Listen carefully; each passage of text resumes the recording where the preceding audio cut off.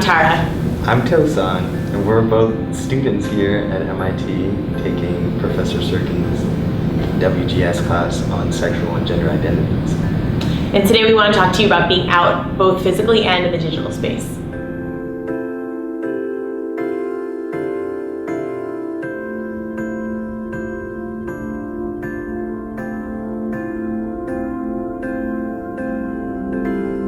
We'd like to talk about the keyword out, specifically looking at being out in both a physical or digital space. First, we'd like to look at being out in a physical manner. Historically, physical indicators like clothing have been used to allow queer people to identify themselves.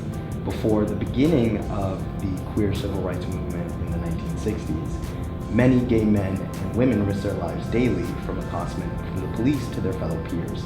It became vital for queer people to find safe ways to communicate their identity to one another, and dress became a handy tool to do so.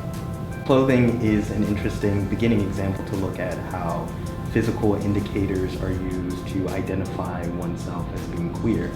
And it breaks down from the most overt to the most subtle.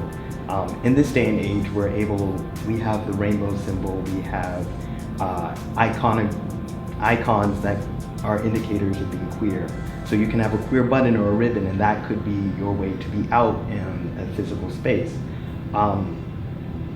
Also, historically, non-gender conforming clothing has been a way to indicate your sexuality. Though it's important to note that sexuality and gender identity and gender performance aren't necessarily all wrapped up neatly.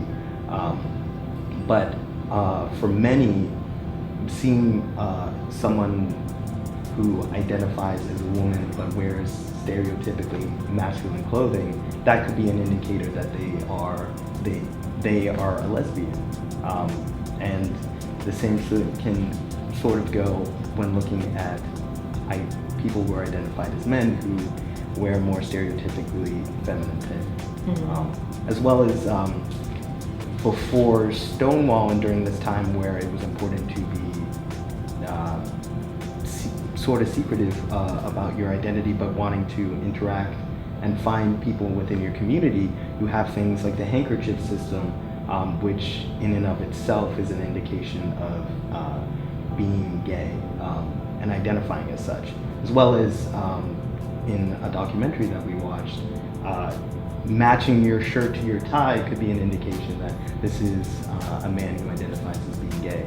So all of those things, you can see that it works from a very subtle way to a very overt way, but they're all within the control of the wearer.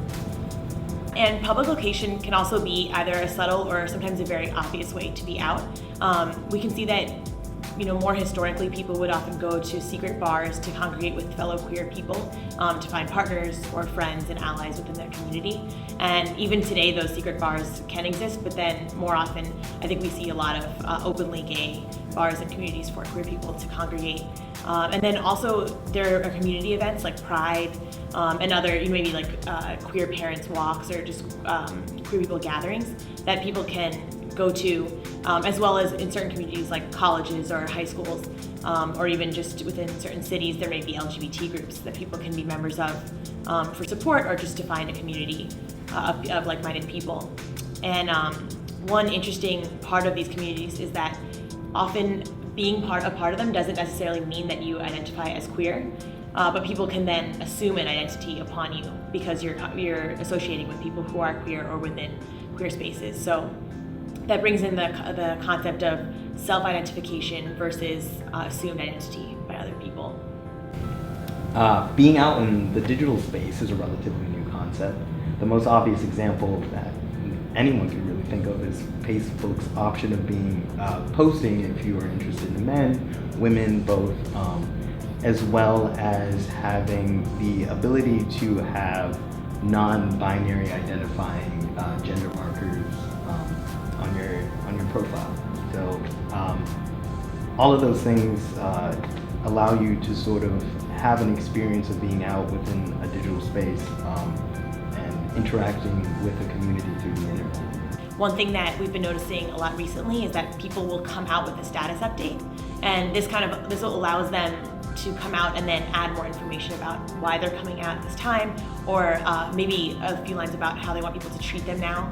Like I know some people will add that they don't want to be treated any differently, or they'll ask that their friends now use gender neutral language when referring to them in conversation. People can also use things like their likes to come out, so they could like certain queer bands or groups on Facebook.